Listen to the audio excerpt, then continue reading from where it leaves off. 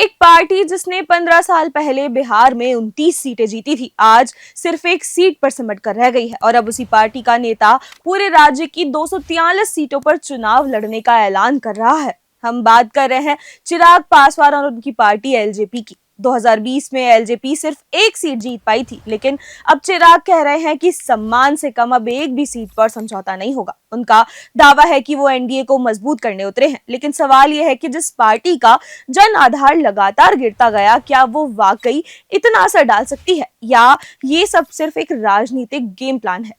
2020 में चिराग ने नीतीश कुमार के खिलाफ मोर्चा खोलते हुए 137 सीटों पर अपने उम्मीदवार उतारे थे। जीत सिर्फ एक पर मिली, लेकिन नीतीश को 40 सीटों पर सीधा नुकसान पहुंचा था। कई जगहों पर जेडीयू उम्मीदवार उतने वोटों से हारे जितने वोट एलजेपी को मिले, यानी जीत नहीं मिली लेकिन खेल पूरी तरह बिगाड़ दिया। अब चिराग उसी राह पर है, लेकिन इस बार एनडीए ने साफ कर दिया है कि चुनाव तो नीतीश कुमार के चेहरे पर ही लड़ा जाएगा। तो सवाल यह है कि क्या चिराग एनडीए को मजबूत करने आए हैं या जेडीयू को कमजोर करने। क्या 243 सीटों पर चिराग का चुनाव लड़ना बीजेपी की कोई छुपी रणनीति है? और सबसे अहम, क्या नीतीश कुमार कभी चाहेंगे कि चिराग पासवान मुख्यमंत्री पद के करीब भी पहुंचे? सवाल बहुत हैं, लेकिन जैसे जैसे चुनाव नजदीक आएंगे जवाब भी मिलते जाएंगे।